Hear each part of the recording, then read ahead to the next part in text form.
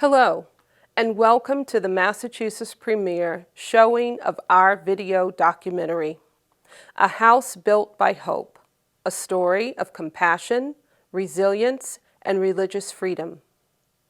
I am Demetria Shabazz, a board member of Amherst Media.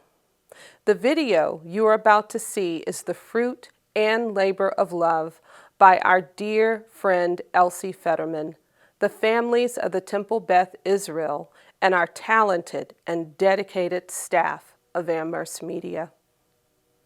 This video's narrative is based upon Holocaust survivor stories as told through the eyes of their children. Many of these families were relocated during the post-World War II years to Danielson, Connecticut, and its immediate vicinity.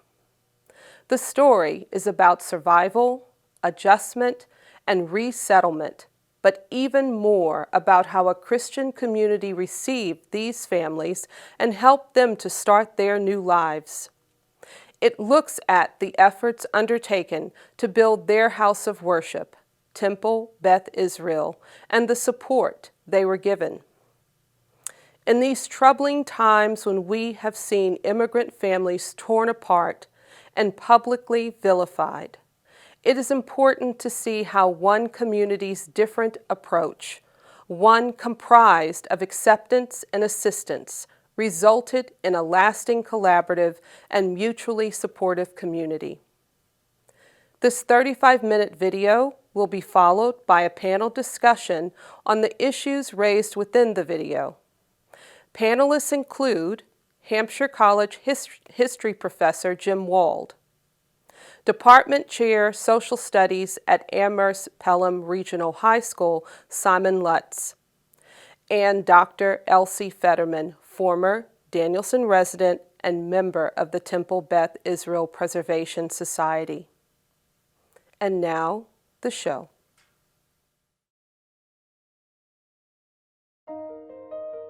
Here is the story of a temple from 1950 built by Holocaust survivors and a few Americans. I remember my mother saying, "Where have you brought me?" All that was around her were tall grasses and fields, and it was a very hard life. We knew people here who had tattoos on their arms and knew the stories of them surviving death camps. Coming here when I was a little boy, and all these Holocaust survivor farmers, they didn't have a cantor or a rabbi really, and they all took turns, chanting. It was something to see. It really was. The people were able to come alive again after the war, especially the immigrants, the Holocaust survivors. I remember my mom talking about people coming up to her and handing her $1. This is for the temple. You've heard stories of folks who donated some of their livestock to be able to help raise money because they didn't have money directly, that were not Jewish. That's phenomenal. This synagogue, I think, is a testament to the community. It needed a community to make this thing occur.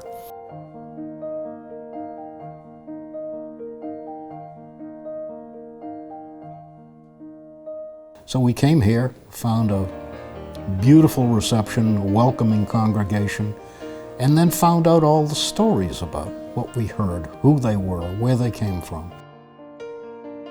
After World War II, when the significance of the Holocaust was discovered and realized that there were people in the internment camps that were coming to this country, they settled in major cities and didn't have anything to do. And the Hirsch Foundation, Baron Hirsch, had opened up agricultural land, and that's when the families came here, mainly from cities, and became part of the area in northeast Connecticut. And there were families that are here whose parents and grandparents were so grateful to what they did, they helped settle them.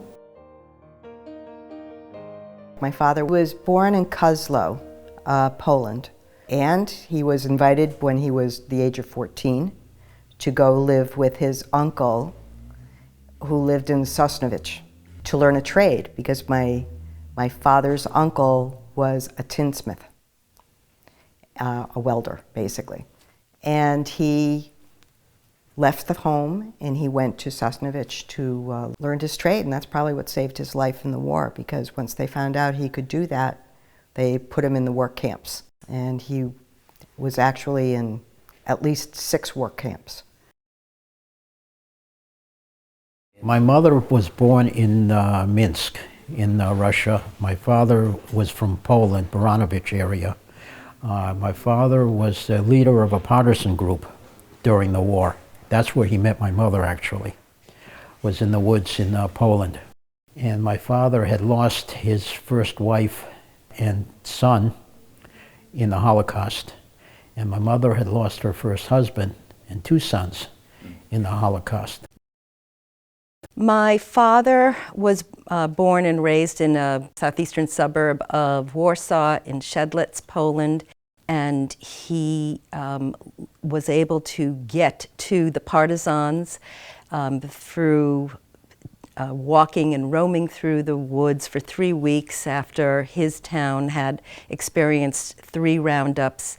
My mother was raised in the city. She was in what is now Belarus and the town of Baranovich, and she was able to find her way to this group in the woods. She was part of the family organization of the group. My father went between the family and the fighter organization of the group, and they met in the woods. And as the story my father would say is, he needed somebody to cook for him, and my mother had a pot. So coupling in this way, which was not particularly romantic, but out of necessity, happened with great frequency. And my mother was from a small town in Poland. It was called Janov Poleski. And as a matter of fact, my mother's town, they were invaded twice, and they killed off the entire Jewish population except for my mother. She was left with a lot of scars, physical and mental, emotional. She walked around for the rest of her life with a bullet in her lung. My father, he went off on his own, and he just started trying to protect the town, and he joined the Partisans and all these different groups that were trying to survive the Holocaust. Both of them were in the woods. My mother was bleeding, and my father rescued her. He saved her from bleeding to death, and he nursed her back to health, and they hid in the woods. What a lot of people don't know that my dad told me is that the Nazis had made plans to exterminate everybody at Buchenwald days before Patton came in. The inmates took over the camp, they assassinated a lot of the Nazi guards, and they were waiting with open arms for Patton to come in. My dad volunteered to fight in World War II, and he was inducted and soon became a sharpshooter. He arrived in Normandy about a month after the invasion. He was part of the 4th Armored Division, and it was that division that went into the Battle of the Bulge. And then, as we found out years later, that it was also the 4th Armored Division that discovered the very first concentration camp and liberated that camp, what was left of it. After he had passed away, we found out that he had his share of run-ins with people that gave him a hard time about being Jewish, but the one thing that we also learned was that if you were a soldier, everyone was fighting the same enemy. Everybody was watching each other's backs. So whatever else happened, they were able to separate that out from who the enemy was. My father was actually in at least 6 work camps before the final camp, which was Allach, which was a sub-camp of Dachau. And at that point, he was ill. He had some sort of typhus, a fever. His weight was dropping. He was only about 90 pounds at that point. And I think if he had been there another week, he would have been dead. And that's what he says. But he was liberated. He calls that his birthday. His date of liberation was his birthday. My dad never talked about the war when we were kids.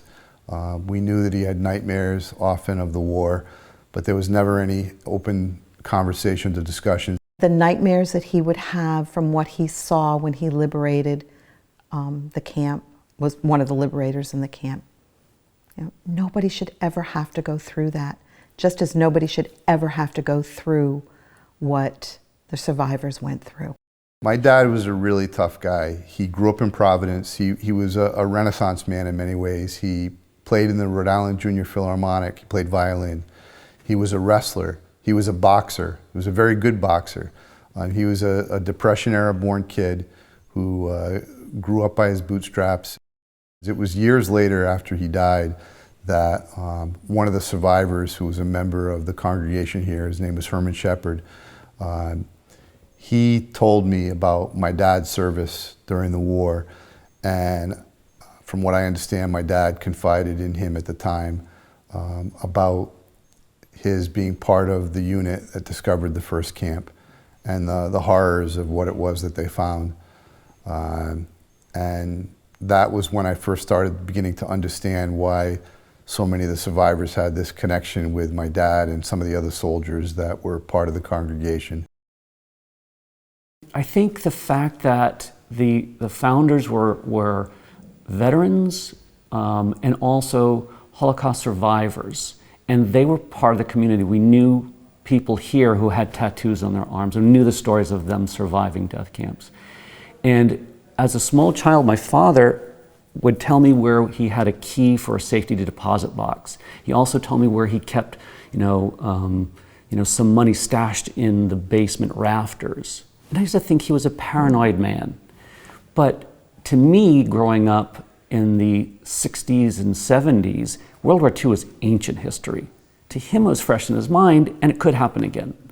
So I think that made this temple and this congregation and even my generation that followed those who founded it, keenly aware that it's a legacy and a lesson worth preserving.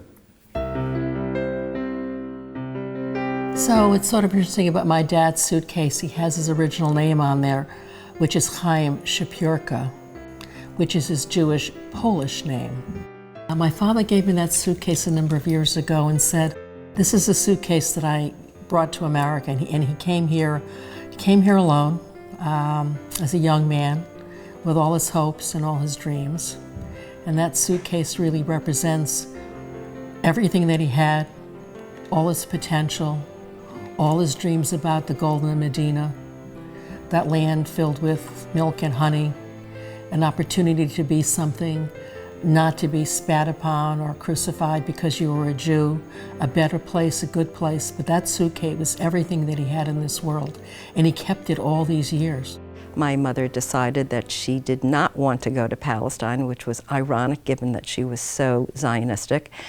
And they were sponsored by a family member, and they came through Ellis Island, New Year's Day of 1951. Then they found through one of the members of their partisan group lived on the state line of Connecticut and Rhode Island, and they went to visit them. And at that point, the friend, Lazar Siegel, of blessed memory, said to my dad, also of blessed memory, "You know, if you come and become a wholesale egg farmer like me, you can live an independent life." So my parents came to Foster, Rhode Island, where they bought a small farm. And I remember my mother saying, "Where have you brought me?" All that was around her were tall grasses and fields, and it was a very hard life. My parents were David and Shirley Rosenberg, and they were founders of Temple Beth Israel.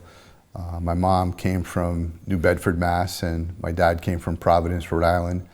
And after the war in 1950, they decided on settling in Danielson to raise a family, to start a family business, which is still here today, Danielson Surplus Sales. And our family has had an unbroken connection to this community now for the past 67 years. It wasn't until 1950 when Holocaust survivors started to buy chicken farms. They got funding from the Jewish Agricultural Society. They really never discussed their experiences, but looking back now, to think that they were ready to start a brand new life, start a family, help building this temple, which is now in the Connecticut and the National Registers of Historic Places. And the community spirit, as people say, Yankee country, they welcomed the Holocaust survivors with open arms. And it was a rural life, growing up on a chicken farm. And what was interesting was the camaraderie and the cohesiveness of the chicken farmers and the Jewish chicken farmers, who really helped build the temple and build the community. You know the term, it takes a village? And that's really what the community was like. It was a village, and everybody looked out for everyone else. And the people were able to come alive again after the war, especially the immigrants, the Holocaust survivors. And so it was, looking back on it, it was a very interesting dynamic of how they came together, and they really became everyone's extended family because the people had lost so many people in the Holocaust.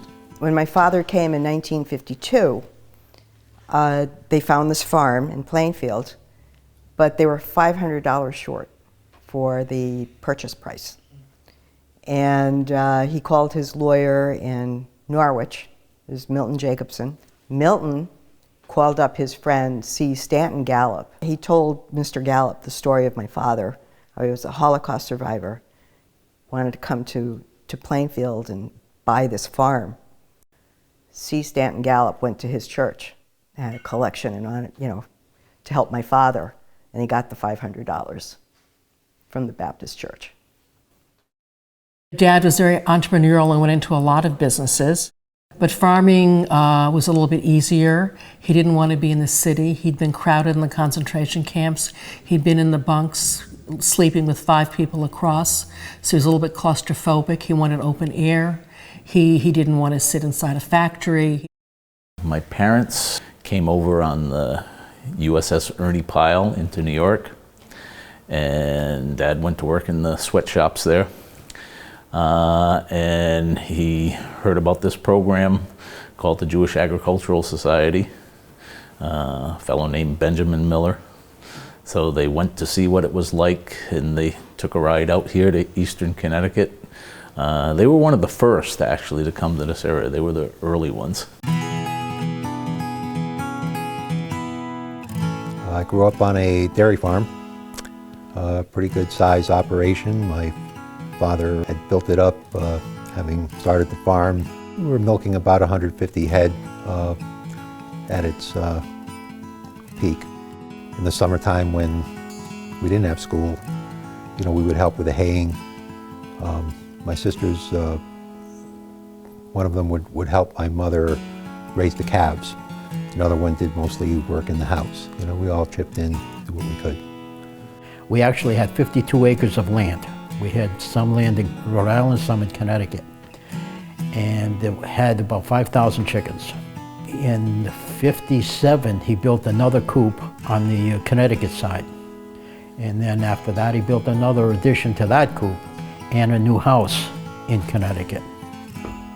And by the end, he had over 20,000 chickens. So he made a pretty good living. At one point, my father installed a milking parlor, which was very high-tech for its day. He did certain things with conservation in his fields, and he actually won an award. I think it was in 1967, he was named the Conservation Farmer of the Year in Windham County. I mean, not a big deal in Windham County, but that's a big deal for somebody who really wasn't a farmer. As the congregation grew in size and the farmers would come together, much like Sunday church you see on TV in the old shows in the Midwest, that type of thing, they came together and it was a gathering place. And so services were going on, but they were always talking about chickens and the health of the chickens. These guys come to a new country. They learn the country's language. They don't ask the country to learn their language. They say, we're going to learn yours.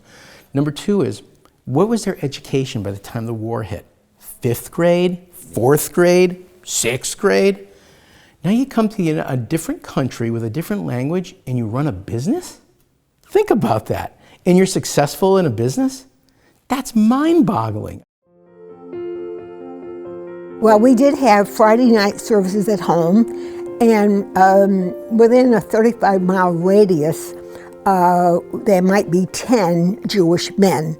And the old days, the Orthodox, they only count men as part of their minion 10, but now we count 10 women are equal, and so they're counted. So I used to have to go and knock on doors and everything for the holidays, and we had them at our house, the services. My father and mother had brought a Torah back from Norwich. Over time, they were meeting and having services and high holidays, you know, in somebody's house, and they all decided that they should, you know, get together and maybe we'll build our own synagogue. My grandparents were not refugees, my mother's parents, but they were, I believe, the only Jews in town, so they also needed a place to worship along with all the refugees that came from Europe. So and they all came together along with non-Jewish business people to help to make it happen. And fast forward to today, I think that if people could all get along that well, then it would be absolutely wonderful. My husband was very involved. He bought the land, and the people who owned the land said, we have 2 parcels, we're not selling one without the other. So my husband bought both parcels, so just one to the temple, and then we had one which we later sold when we moved away from Danielson. I remember my mom talking about people coming up to her, because she would work in the store with my dad, or if she was on the street, and handing her $1. This is for the temple.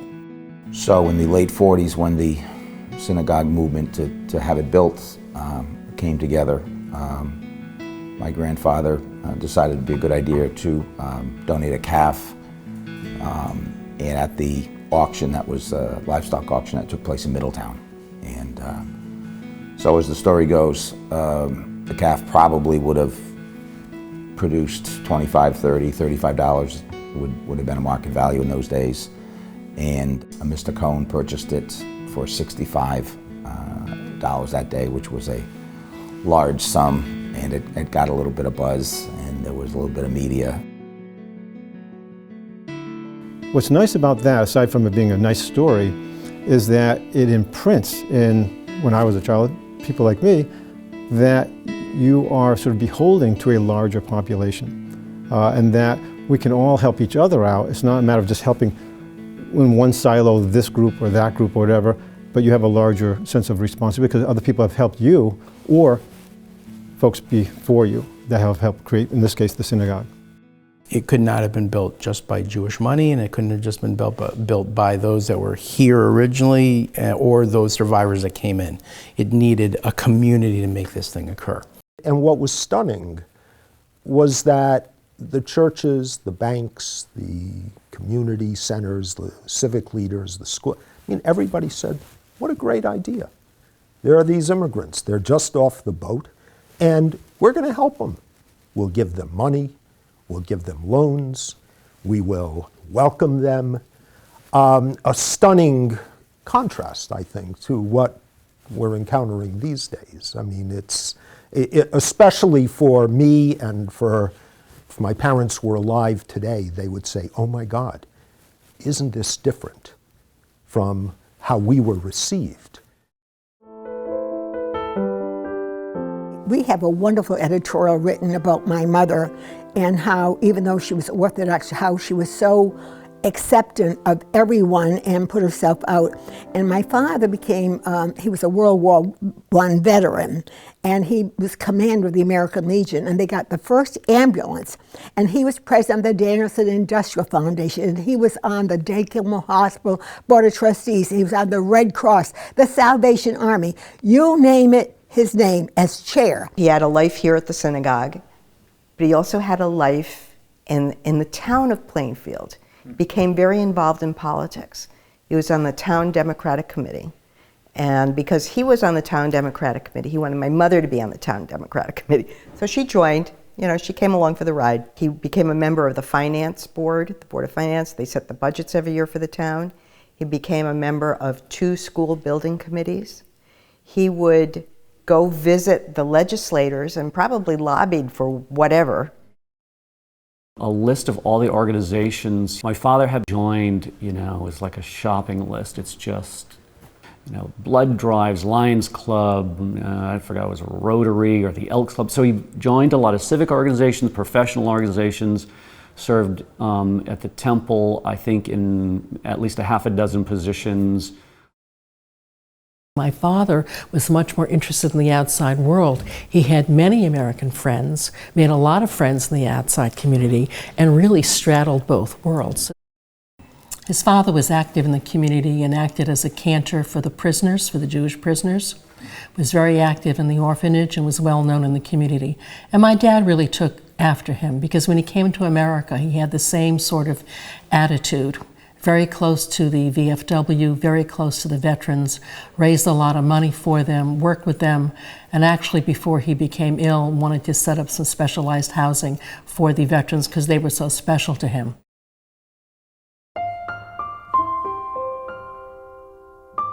My parents, as I mentioned, were showing the signs of the trauma. I mean, there was a lot of quiet time. There was a lot of, just silence. There were a lot of empty spaces.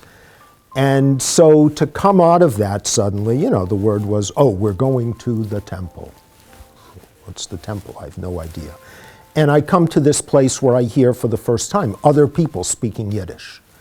And I hear laughter, and I hear energy, and I hear animation.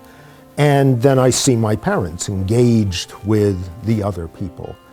So for me, it was stunning. It was like, oh, there can be another kind of life. There can be another kind of experience that's not this silent, isolated, hunkered down, sad experience. There's something about this place that just calls you back. It's here, but it's here. Growing up in that synagogue was very different than growing up in other synagogues. We did not have a rabbi who supported us, but so many of the people who were immigrated from Eastern Europe knew Hebrew very well and were very learned. And so it was a lay leadership. It was always that environment of, camaraderie and caring for each other. I remember the unbelievably wonderful scents and smells of the women cooking in the kitchen. And it's a small kitchen, didn't matter. Setting things up for various events that were going on here. My mom was very involved with the sisterhood. My mother was secretary for a number of years, and they did all sorts of activities. They did fashion shows, they did hat shows, they did lessons, not necessarily as a sisterhood, but as a group of women who were interested in painting. They would go together and have paintings done. As a matter of fact, the Tree of Life that was done by, I believe her name is Alida Crisella, she was the teacher. And there's a number of pieces of art here that she had done. My father started this interfaith Thanksgiving dinner and prayer service 60 years ago, and it has been meeting continually since that time, and I didn't know that. I knew he did that years ago, but that's his legacy, to reach out to these other faith communities, because he really firmly believed that building these bridges is essential for our people to live in harmony.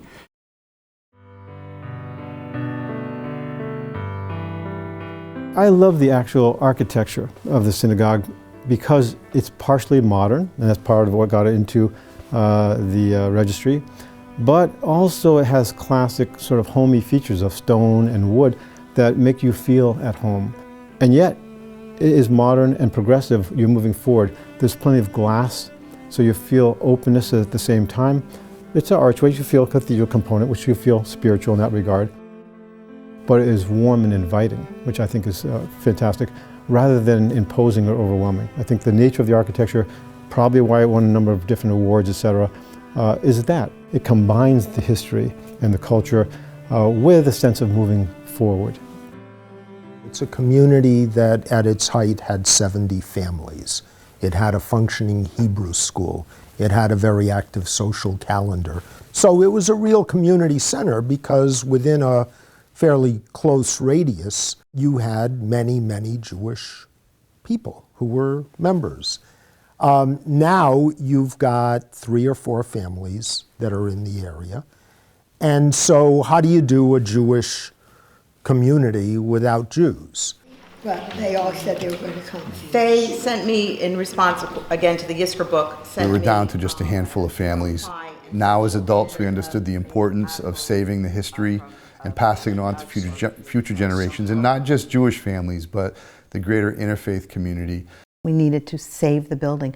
We needed to ensure that this building was here. And Joel just got the ball rolling. I reached out to a group of families who grew up here, along with other friends in the area who had moved to this area years later. People drove in. People drove in from Massachusetts, from Rhode Island, from other parts of Connecticut, and we met. And through a series of heart-to-heart conversations about the reality of would we be able to, save this synagogue? Would it be a congregation in the future, or would it be something else? And ultimately, from across the country, and including Israel, we were able to put together a group of about 20 individuals who agreed that if we formed a new nonprofit as a historical preservation society, that in fact we would be able to save this building. We would be able to tell the stories of the old congregation, but just as important, we would be able to have a new cause to teach lessons about the Holocaust and to try to educate children and adults about the importance of learning how to live together. It still has a role to play in history. My mom helped get it into the National Registry, no accident. Part of it was the architecture, part of it was that it was a home for Holocaust survivors, but it is something larger. Whether it's something spiritual, whatever you want to call it, there's something that draws you to it because it had such an imprint on you. And you know it's something you need to contribute to keep that spirit alive, to help others. One of the mandates in Jewish tradition is tikkun olam, repair the world. It's part of each Jew's responsibility to actually go out and try to make life better for people around it, for the community, for the world at large. So if that building can become a place where that lesson is taught, and then every now and then we can say, by the way, we got this from the founders. There's a history of the Holocaust here. There's a history of what happens when you don't try to repair the world. What happens, what are the consequences when you don't step up, when you don't speak out, when you see something bad happening? Everett Wendo's mom, Ray, is 102 years old, and she was giving talks. She went to schools. She would be an active participant in what was going on with the Preservation Society. So, you don't want to let people like that down. You want to keep going. You want to say, yes, okay, we can do this. We can make sure that it continues. So I see it more and more as ecumenical, a wonderful building, a wonderful story to be told. Working together, whether it's your immediate family, the community, the state, the nation, working together to help support each other, what each other needs. I think that's critical, and being concerned about others, about other people's problems.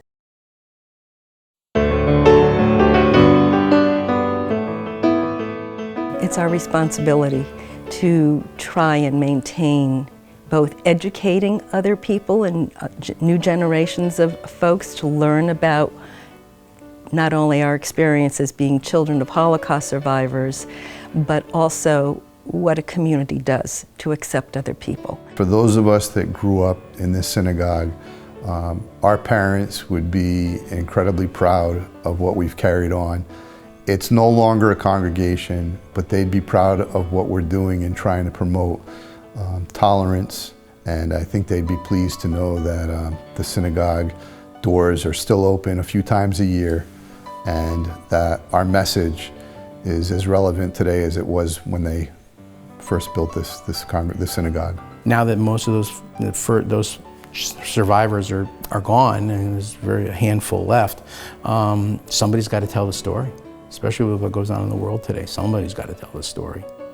If we can have something, call it a museum, call it an educational site, call it whatever, but a place where this history is known and people go, wow, look at these pictures, look at this, huh. And if it just gets one person to think, then we've done well. We've done well.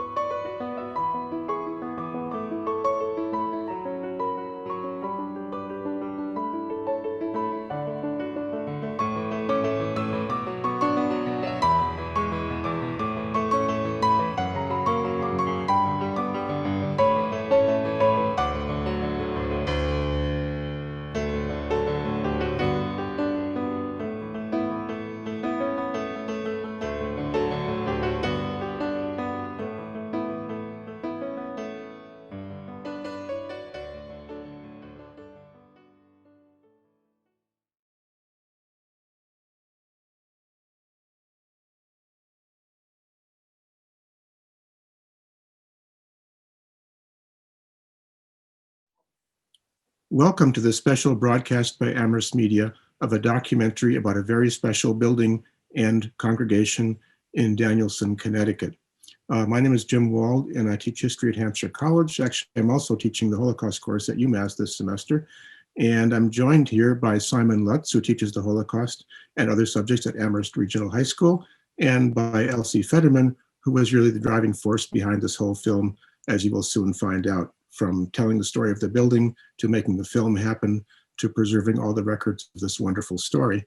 And in opening, I just wanted to say a few words about the topic and its larger context. It's a story of a community of Holocaust survivors that came, perhaps unexpectedly, to rural Connecticut and established themselves there in a largely agricultural system of business and community making.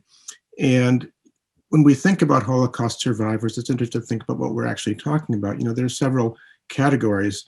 There are really two big different types of survivors. In the beginning, it was mostly survivors from what was called Greater Germany, that is the old German state, Austria, which it absorbed, and the portions of Czechoslovakia, modern Czech Republic, that it absorbed. And for a variety of reasons, people were able to escape from there in fairly large numbers. For example, about a third of the German Jews were able to, half the German Jews were able to immigrate before the war began. And this is in part because, after all, you know, when we immigrate, you've got to understand there's a need.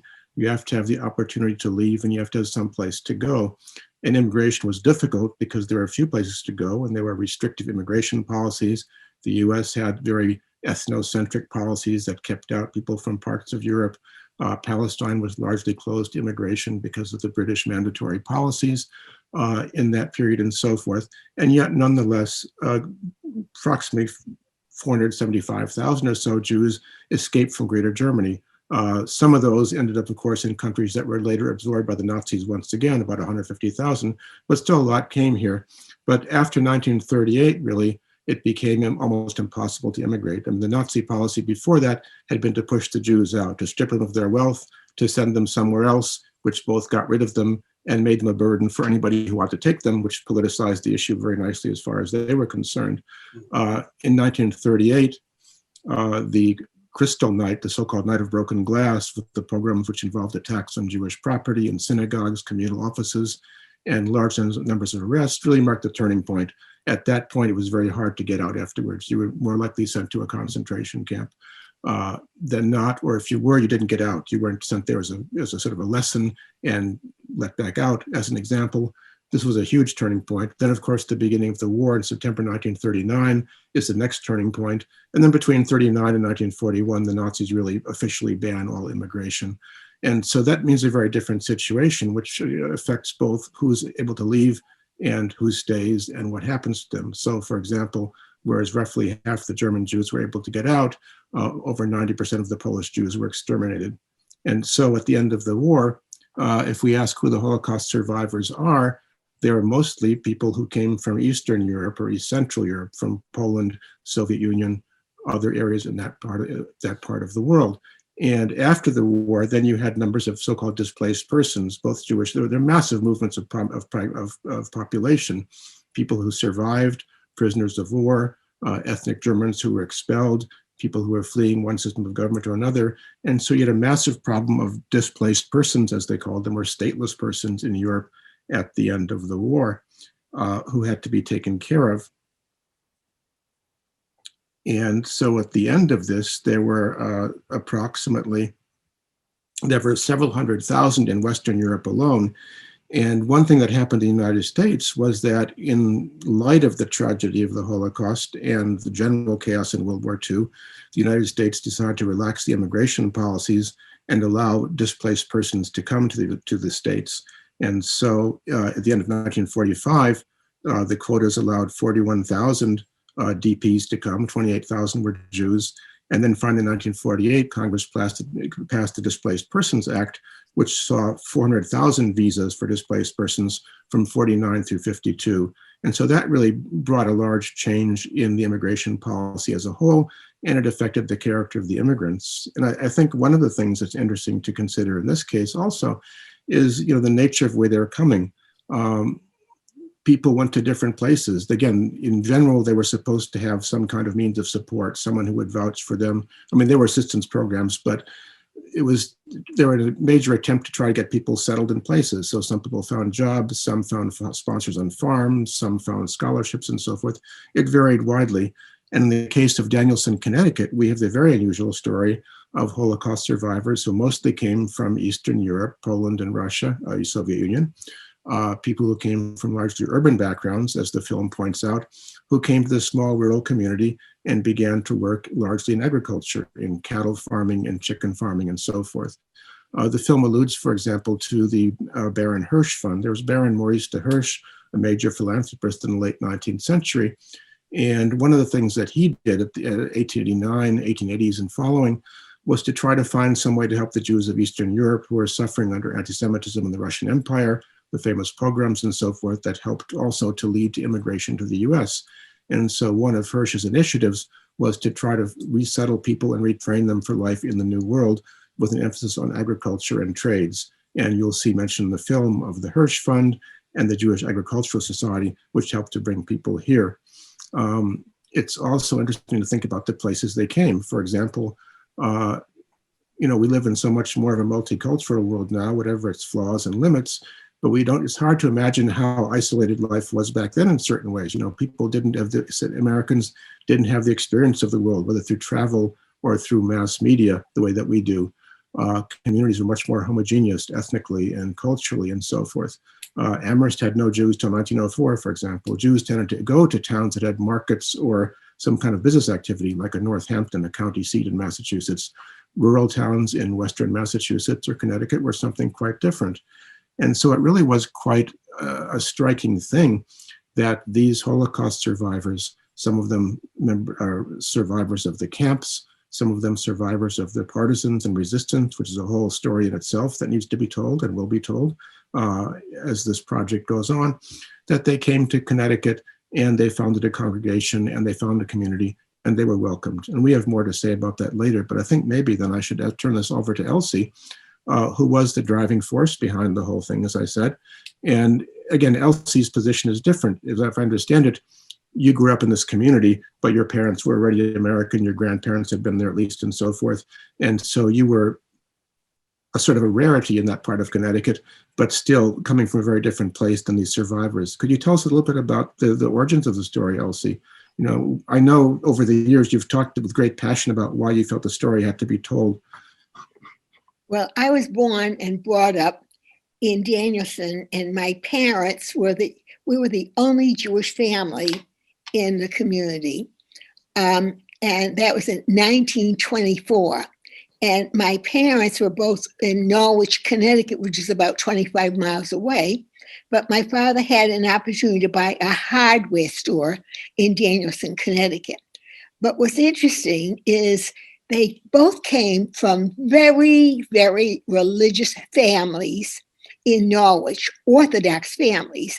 My mother kept a kosher home, and we get the kosher meat on a bus from Norwich. There was a bus from Norwich to Danielson, 25 miles away.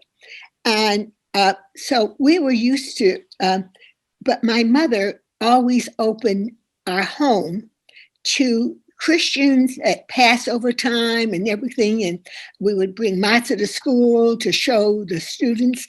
So in 1950, we had about 40 Holocaust families that came. First time we had a few Jewish business people, and for the holidays, and I could never get perfect attendance. And to this day, I'm 93, and I'm upset that I could never get perfect attendance certificate from school, because the only time I was out were the high holidays, Rosh Hashanah and Yom Kippur. My father would have the store closed. Everybody would know that it's Rosh Hashanah. We never hit it. And the newspaper, when my mother died, wrote a beautiful article. And so it's interesting. However, I used to have to knock on doors for the holidays. There were about 10 Jewish families within a 35, 40 mile radius to get people to come and have a service. And for bar mitzvahs, they have a big deal today about bar mitzvahs, but I have 4 brothers. They were bar mitzvahs in our home at 7 o'clock in the morning, and they had some whiskey and challah bread and herring, because the 10 men, they didn't count women in those days, the 10 men had to open up their businesses. So bar mitzvah, you become a man, and they didn't believe in women having bar mitzvahs. So life was very, very different. But when we had 40 families in 1950 on that came who were Holocaust survivors, and through the help of the Jewish Agricultural Society. So we felt it was time that we needed a synagogue. And so what happened, we formed a sisterhood, and I became president of the sisterhood, and my husband and my father, we were all very active. And my daughter Vita's the first wedding there, and my brother Maya the first bar mitzvah. So I originally went to see Jim at Amherst Media because my granddaughter videotaped some of the people who I wanted to preserve the story. And when I told Jim the story, he said, "You've got to do, this is a story for the world to see, for the whole world. Everybody should see it. He said, we have 2,200 sister-brother networks that we can get this out to." So I wrote a grant to the DAR. I had gotten one grant already for the temple, and we got that one to do the documentary. That one was to do the patio. We needed a lot of work.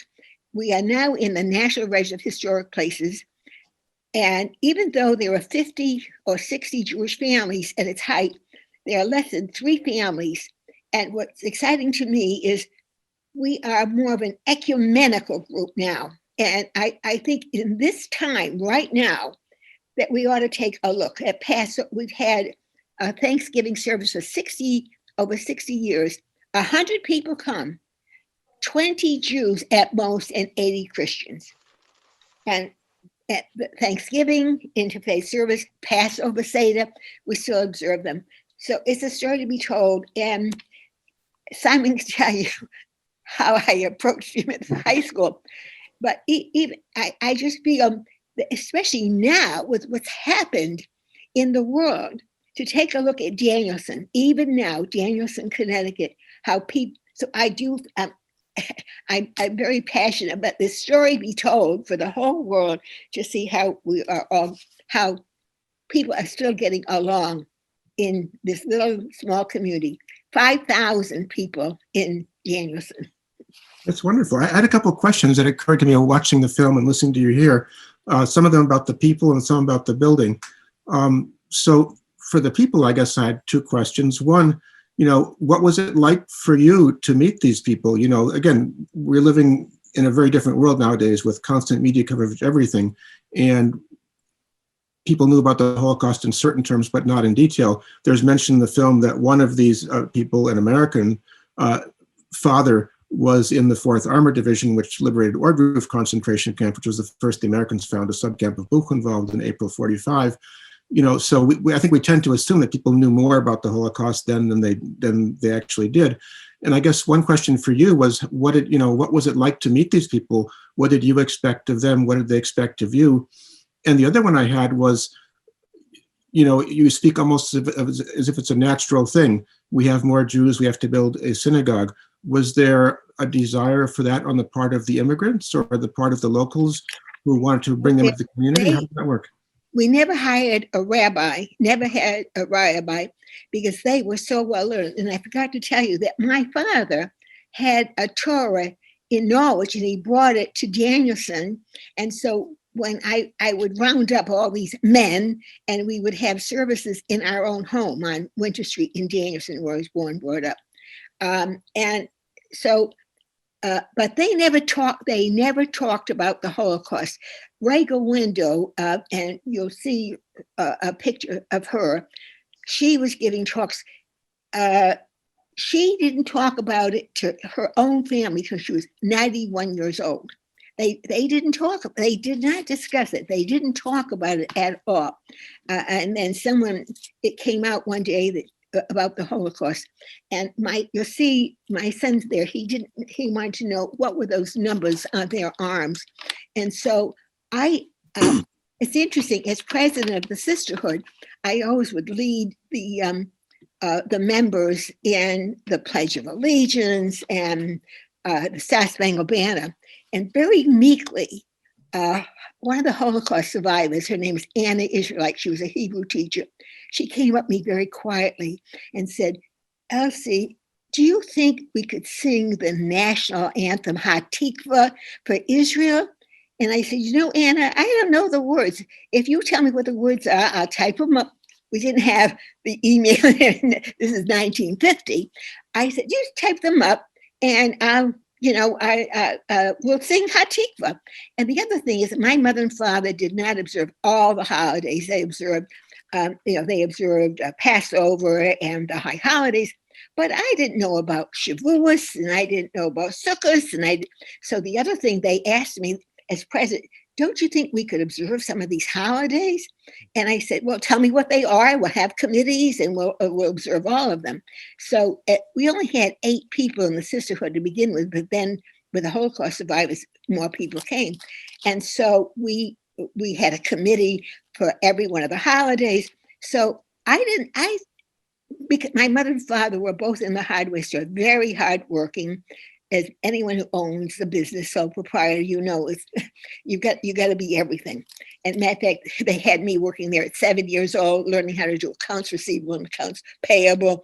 And my father wanted me to stay in the store. He said, "Oh, you're really good in the hardware store." So they did, and I'm one of 6 children, so there wasn't a lot of time. So I didn't even know about all the other holidays, and so it was a whole new world for me. And now my oldest daughter, Vida, is in Israel, and she became very Orthodox. She won't answer the telephone on a Saturday. She won't, but she has milk and meat when she comes here. She has all her own dishes and everything. But it was a whole new learning experience about what is it being Jewish? What is that about? What are the holidays? And it was a whole new life for me, but they never talked about the Holocaust in the 1950s. That's interesting. So in other words, all the parties were learning from each other. The Jews who lived there learned from the immigrants and sort of the larger community. maybe I'll hold off on my question about the building and turn things over to Simon, because I know that Simon and I both have an interest in teaching about this period of history, but also he's done some really important work in Amherst High School addressing the larger social questions and what we can learn from this film with the curriculum he's developing. You know, one thing that occurred to me, I don't know, we didn't talk about this before, Simon. You did mention this in your very eloquent remarks in the Gazette article some years back. You know, I think that very much with us today, as we see in the film and the comments of some of the participants, are these questions of nativism versus inclusivity. Are we welcoming to immigrants, diversity, and so forth?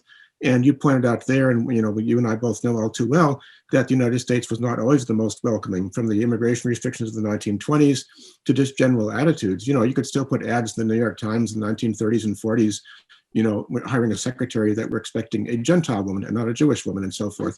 You know, this was commonplace. I mean, even, you know, the other thing is that in several countries, it's been said in both Britain and the United States, there were apparently rises of anti-Semitism during the war in certain categories. So for example, if you look at opinion polls, you know, in 1939, you know, 40% of Americans think Jews have excessive power. This continues through the war. Jews were feared as an immigrant group or as sort of a divisive element, in part because they were unknown. You know, I thought this was the thing I hadn't mentioned before. I don't know if you know it. There's a wonderful sort of quasi-documentary, reconstructed documentary, fictional documentary, or propaganda film produced by the Office of War Information called The Cummington Story. It's about Cummington in Western Mass, made in 1945 by OWI, and it's about how this little town, led by its minister, absorbed a lot of European refugees, you know, and it really shows you the process whereby these people come here and neither group knows how to talk to the other or what to expect. And gradually the barriers break down, they become integrated, they find common interests and so forth. So I wonder if you could say a little bit about how you see using this in the curriculum, whether to teach the Holocaust or larger issues of pluralism of the type. Sure. Yeah, when Elsie approached me about working on the project and shared with me the documentary, and I had a chance to watch it, that's immediately what struck me, is sort of living in this moment in time of increasing nativism and, you know, anti-immigrant sort of sentiment on the rise. That here was a powerful story of a community taking a very, very different path. There's a concept in Holocaust education called universe of obligation, right? That we can sort of, we should think about where we define that universe sort of sitting, right? Like, who are the people that we have the strongest sort of obligations or responsibility to in our lives? And there's an exercise where I actually ask students to sort of think about the sort of concentric circles and where that universe sort of, you know, where they sort of draw the boundaries of their universe of obligation. And it really struck me that here in this story of Danielson and the temple, that we have a community that really defined its universe broadly.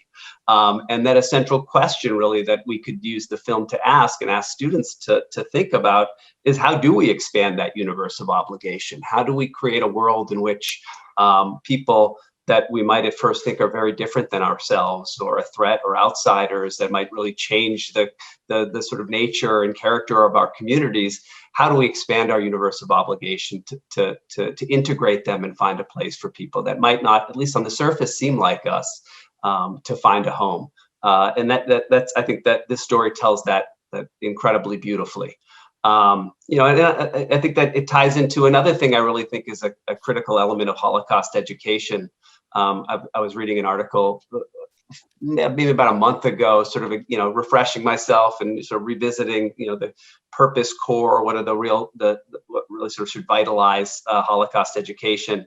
And one of the things that, you know, it reminded me was that the opportunity to sort of build empathy with people that might be different than you.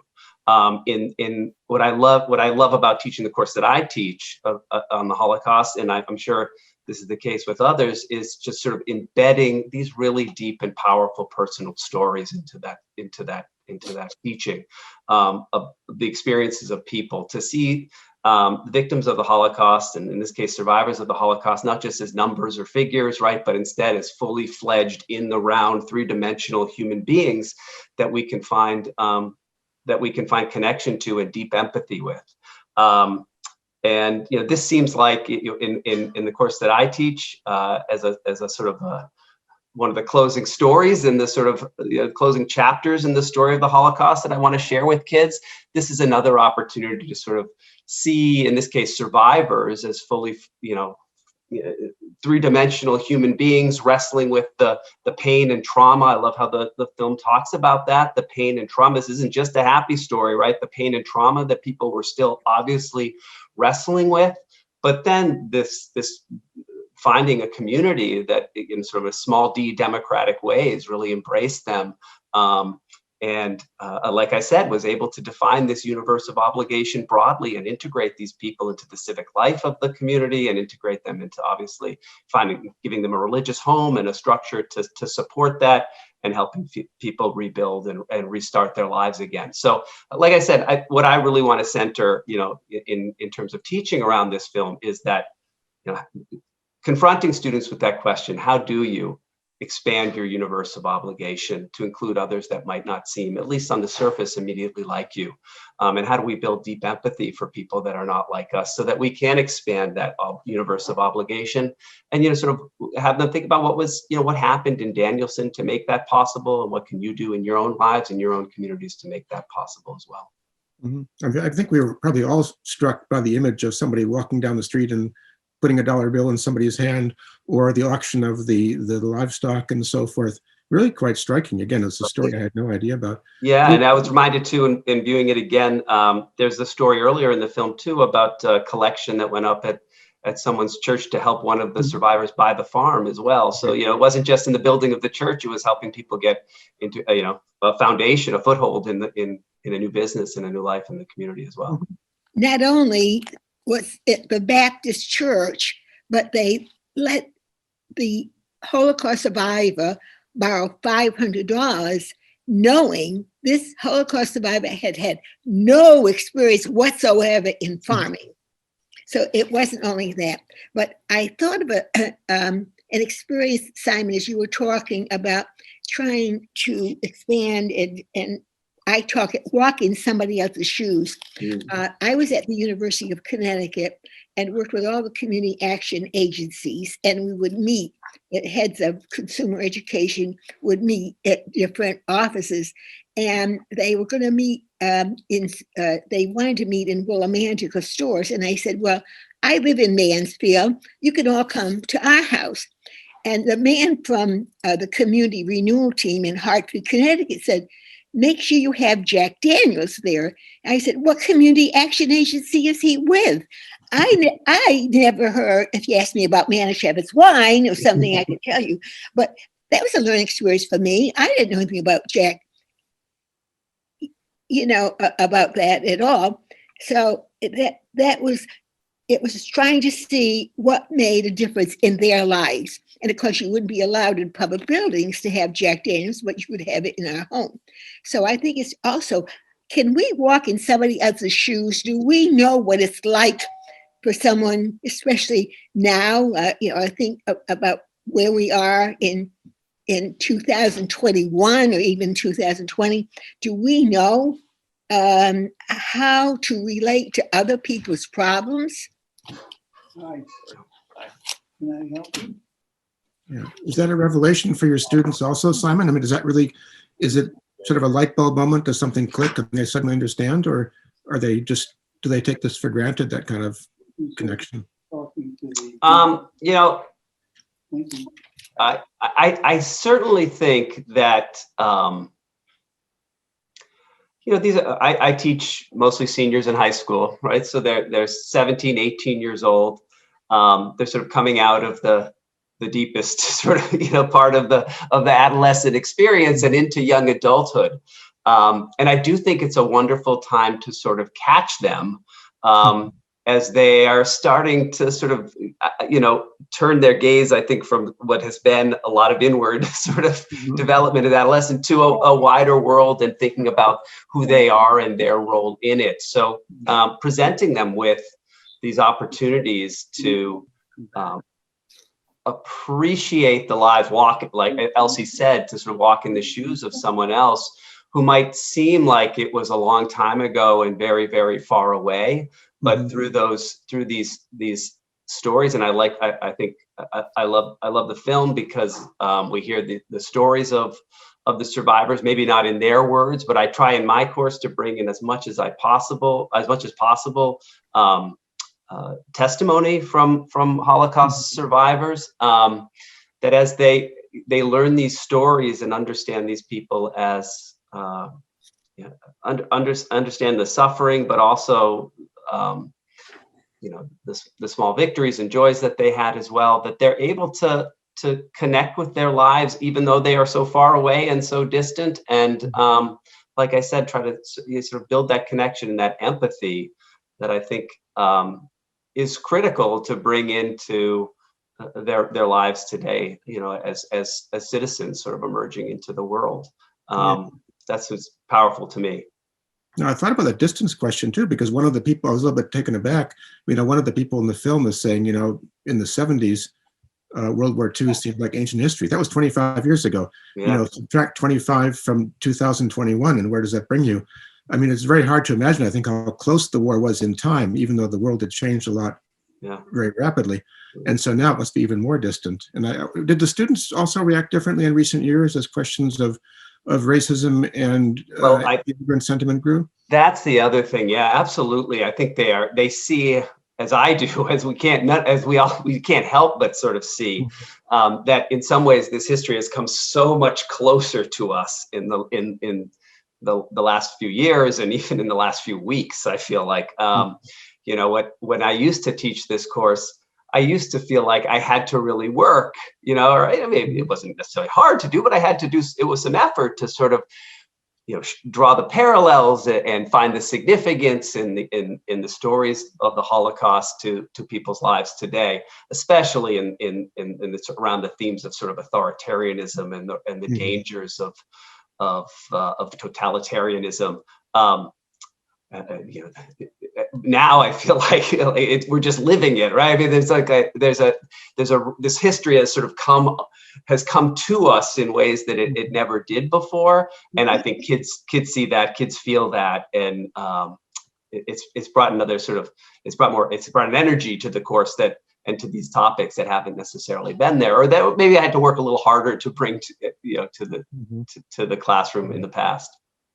That's fascinating too, because of the moment in a different way, that we've been talking for several years now, maybe a decade, about the passage of the Holocaust from lived memory to history, in capital letters, as the survivors die off. So it's all the more important to get these stories recorded while they can still talk and be preserved here in this film is a wonderful achievement. I think with that, though, it's been a fascinating conversation, but we would probably want to wrap things up. And thank you very much for your participation, and remind the audience that there'll be more to come as we take on the question of the Partisans, who are a particular survivor group here, and as this curriculum is developed and rolled out for the wider audience. So once again, we thank you, and we'll just note that this program is being screened on January 27th, which is International Holocaust Remembrance Day, which was a date that was accepted by the international community because it celebrates the anniversary of the liberation of Auschwitz in January 1945. And so once again, thank you very much, and thanks to Amherst Media, and thanks to our audience. I want to thank our panelists for their thoughtful insights and expansion of the documentary's issues. Amherst Media will be hosting the premiere showing of the additional footage of the Partisans, along with further discussion on the high school curriculum. Whether we will be able to do that with a live audience will depend on the status of the pandemic, but if not, we hope to have the capacity for questions and answers online. To ensure you have ample time to schedule these events in your calendar, please sign up for our newsletter. Contact us at info@amherstmedia.org. By participating, you are helping Amherst Media deepen the understanding of local and global issues by promoting civil discourse while respecting the rights to free speech for all people. Good night, and please stay healthy and safe.